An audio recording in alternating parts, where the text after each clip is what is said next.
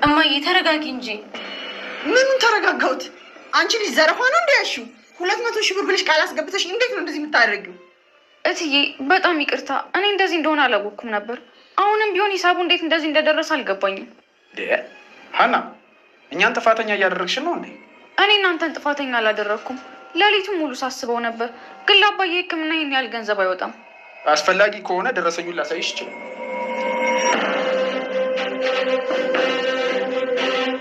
ምን ነው እንጂ ቅጥፈትሽ በዛ። እንዳለ የወሰድሽው መድኃኒት እኮ ደረሰኙ ላይ አለ።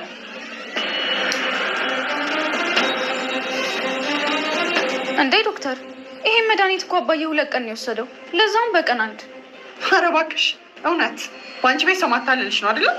እትዬ አባዬ ይሄን መድኃኒት 2 ቀን ብቻ እኮ ነው የወሰደው፣ ግን እዚህ ጋር የተጻፈው ለ15 ቀን ለዛውም በ6 ሰዓት ልዩነት ተብሎ ነው። ስለዚህ ለአባትሽ የታዘዘውን መድኃኒት እያወጣሽ ትሸጪ ነበር ማለት ነው። እኔ እንደዛ አይነት ሰው አይደለሁም። ሰላም ሰላም፣ ደህና ስጥልኝ። ውድና እየተከበራችሁ ውድ የሀገሬ ልጆች በሙሉ እንዴት ናችሁልኝ? ደህና ናችሁ ወይ? በያላችሁበት ሰላም፣ ፍቅር፣ አንድነት ይሙላችሁ አልኩ። ዛሬ በአዲስ ቪዲዮ መጥቻለሁ ማለት ነው።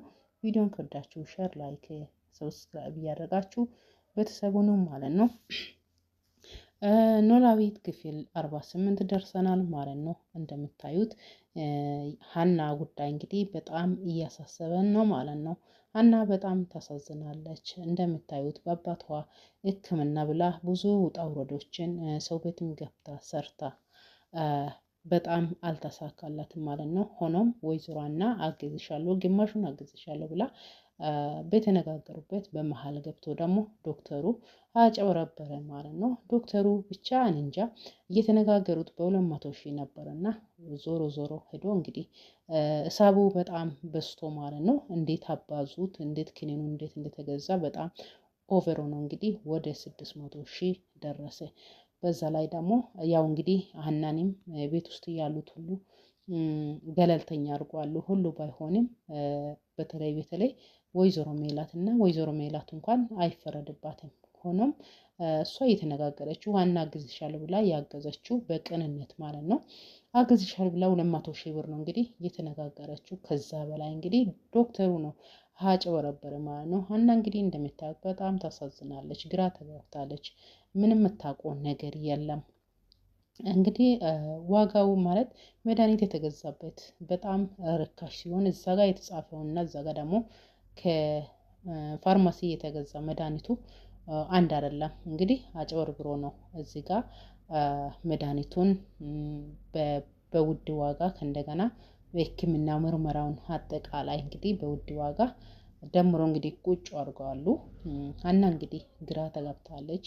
ወይዘሮ ሜላትና እርግብዬ ተብዬዋ በአንድ እግር ነው ያቆሙት። እግር እሳት ማለት ሀላረን አቃጥሏት ማለት ይቻላል። እኔ ሀና ማለት በሰራተኝነት ቤት ውስጥ ገብታ ቤት እንድትወርስ ወይም ልትዘርፍ ነው የገባችው እያለች ወይዘሮ ሜላት እየዛተባት ነው። እና አሁን ሀና ማለት በጣም ግራ ተጋብታለች። እኔ ምንም ማውቀው ነገር የለም። የተነጋገርነው በ200 ሺህ ነው።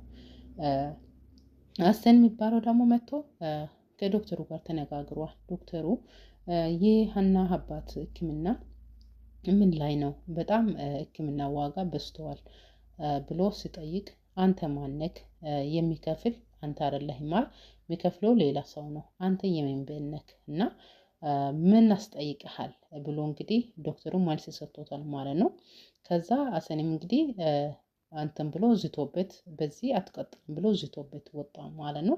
በመሀል ሲከራከሩ ያው ከቤት ትወጣለህ አትወጣም ብሎ ዶክተሩ አስወጣ ማለት ነው።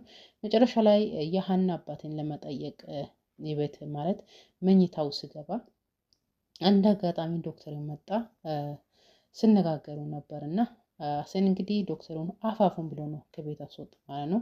ሰውየው ደግሞ ምን ያረክ ነው ዶክተሩን አፋፉን ብሎ ነው ከቤት ያስወጣው ብሎ እንግዲህ ጠየቀ ማለት ያለ ምስጢሩን ሰውየው ማለት አባት የሀና አባት መስማት እንዲሰሙ ስላልፈለገ ነው እንግዲህ አፋፉን ውጣ ብሎ ያስወጣ ማለት ነው።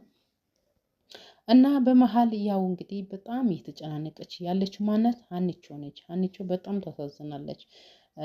ያው እንግዲህ እንደምታዩት የቤት ሰራተኛ ሆና ሰርታ ሆኖም እግዚአብሔር እዳ ሰጥቷታል እና ወይዘሮ ሜላትም ረዱ። ግን ሆኖም ኦቨር ብሩ ስለሆነ ነው እንግዲህ እዚህ ጋር በጣም ሀናን አሁን እየዛተች ያለችውና እና ምንም የምታውቀው ነገር የለም። እርግብዬ ደግሞ በመሀል መድኃኒቱ እንግዲህ እያወጣሽ ሽጠሽ ነዋ የሁሉ ብር ያስጨመርሽው ብላ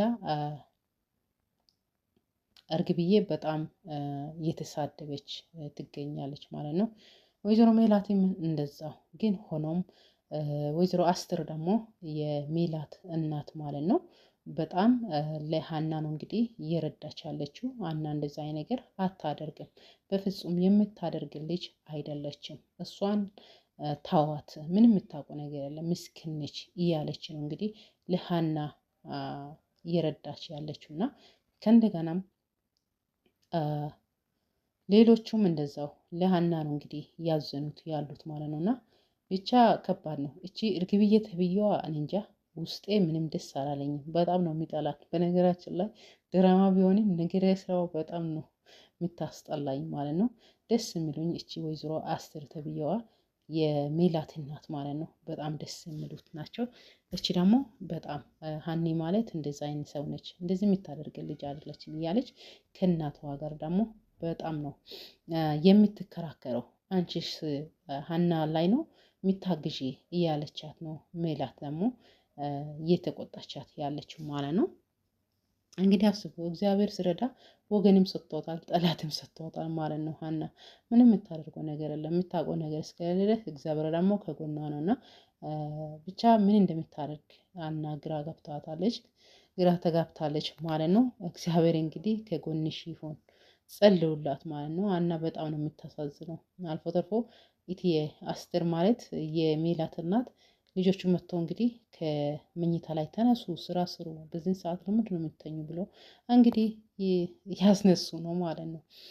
እና በጣም እንግዲህ እነሱ የተጨቃጭቆ እርግብዬ ተመልሳ ተኝታለች። ከሁሉም በጣም ጎን ወራ እየቆመ አስድ የሚባለው ነው። በጣም እንጃ ደስ የሚል በአሳብም በገንዘብ ባይሆንም በአሳብም አይዞሽ ብሎ ጎኗ ላይ ሀናን እያገዛት ነው እየረዳት ነው ማለት ነው። እንግዲህ ምንም ቢሆን ምንም የሰው ሀሳብ ሰው ደግሞ ጎናችሁ ላይ ሆኖ አይዟችሁ ስል ደግሞ ደስ ይላል ማለት ነው። ሀና ብቻ ነው ነችው ምን ታድርግ አይደል እንዴ? ምንም ማድረግ ስለማትችል ከፈጣሪ ጋር ምንም ማውቁ ነገር የለም እያለች እንግዲህ እየዞረች ነው የምትናገረው። ሁሉም ይመጡና ይተቹታል ማለት ነው። ሀና ምን እንግዲህ ምን ታድርግ? ምንም ሰው በማታውቅበት ነው እንግዲህ የሁሉ ዱብዳ የመጣባት ማለት ነው። እንደዛ አይነት ነገር ደግሞ ፈጣሪ ይጠብቃችሁ ውድ የሀገሬ ልጆች ማለት ነው። እና የዛሬ ቪዲዮ ይሄን ይመስላል። ውድ የሀገሬ ልጆች ከወዳችሁ ሼር፣ ላይክ እያደርጋችሁ እንዲሁም አዳዲሶች ሰብስክራይብ በማድረግ ቤተሰብ ሆኖ ማለት ነው። ፈጣሪ ከዛ አይነት ነገር ይጠብቀን ማለት ነው። በነገራችን ላይ ይሄ ድራማ የቤታችን ገባና ነው አይደል እንዴ? የቤታችን ያለ ገባና ነው። እዛ ጋር ደግሞ ዶክተርም አታውቁትም ማለት አያውቁትም እያሉ የሚያጭበረብሩትም ስላሉ ለዛም ነው ይሄ ድራማ እንግዲህ ለእኛ የተቀረበ። ሁላችንም ነቅ ማለት አለብን፣ ማወቅ አለብን ያመል ነው። እና ውድ የሀገሬ ልጆች በአዲስ ቪዲዮ እስክንገናኝ ቸሩ ሰንብቱልኝ። አመሰግናለሁ። ባይ ባይ።